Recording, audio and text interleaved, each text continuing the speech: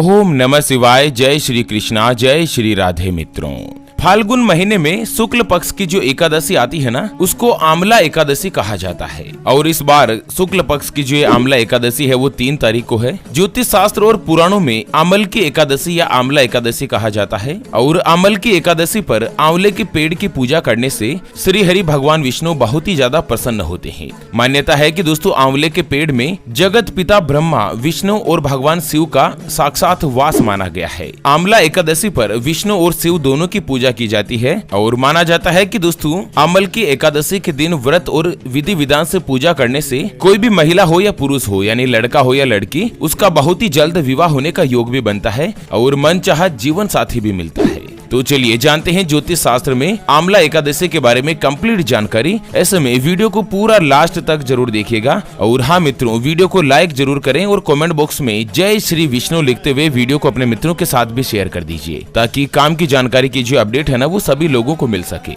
आपको बता दें, इस बार आमला एकादशी के दिन 3 ऐसे अद्भुत संयोग बन रहे हैं, जिसमें पहला योग है सौभाग्य योग, दूसरा शोभन योग और तीसरा बन रहा है स्वार्थ सिद्धि योग। आमल की एकादशी के दिन भगवान विष्णु जी की पूजा करने के साथ साथ आंवले के पेड़ की पूजा करने का भी विधान है। एकादशी तिथि विष्णु प्रिया तो है ही है, और इसके अलावा एकादशी का महत्व इसलिए भी बढ़ जाता है क्योंकि आमला एकादशी के दिन ही भगवान शिव माता पार्वती से विवाह के उपरांत पहली बार अपने प्रिय काशी नगरी में आए थे और वहाँ पर सभी देवताओं ने शिव पार्वती का गुलाल उड़ाकर स्वागत किया था। चलिए जानते हैं आमला एकादशी की पूजा विधि के बारे में कि आखिर किस तरह से आमला एकादशी के दिन पूजा की जाती है, जिससे मनोवांछित जीवन साथी के साथ आपका संबंध बनता है। अगर आपका विवाह नहीं हो पा रहा है तो जल्द से जल्द आपका विवाह होने का योग बनता है।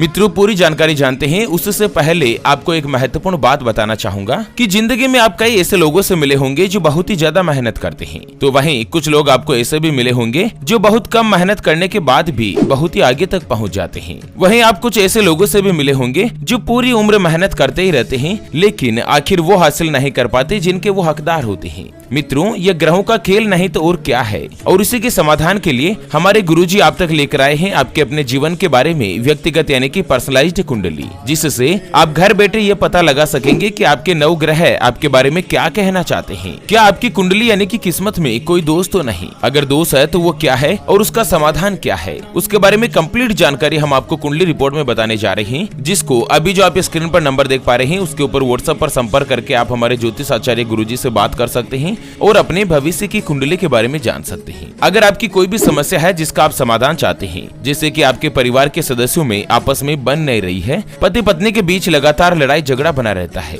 आपकी आर्थिक स्थिति खराब है, घर में धन की कमी बनी रहती है, कर्ज हो चुका है जिसको आप चुका नहीं पा रहे हैं, या आपका विवाह का योग नहीं बन रहा है, रिश्ता देखने के लिए बहुत जगहों पर जाते हैं लेकिन कहीं पर कोई भी रिश्ता फाइनल नहीं हो पाता, या आपको संतान का सुख नहीं मिल पा रहा है, बच्चे का पढ़ाई में मन नहीं लगता, या बच्चा लगातार सरकारी नौकरी या अच्छी नौकरी की तैयारी कर रहा है लेकिन उसको नौकरी मिल नहीं पा रही है। अगर कुछ भी समस्या है जिसका आप समाधान चाहते हैं तो स्क्रीन पर दिए गए नंबर पर संपर्क करके आप हमारे गुरुजी से बात कर सकते हैं और अपने भविष्य की कुंडली के बारे में जान सकते हैं। चलिए मित्रों, जानते हैं कि आमला एकादशी के दिन आखिर पूजा करने की विधि क्या है, किस तरह से आमला एकादशी के दिन पूजा करनी चाहिए। दोस्तों, आमला एकादशी जो है ना वो 3 मार्च के दिन मनाई जा रही है और इस दिन जगत के पालनहार श्री हरि विष्णु जी की पूजा उनके परशुराम जी के स्वरूप में की जाती है। इस दिन प्रातः काल सुबह पहले आपको उठना है और स्नान आदि से निवृत्त होकर व्रत करने का संकल्प लेकर भगवान परशुराम जी की मूर्ति या तस्वीर की आपको बड़े ही श्रद्धा भाव के साथ पूजा करनी चाहिए। और साथ ही आंवले के वृक्ष का पूजन आदि करके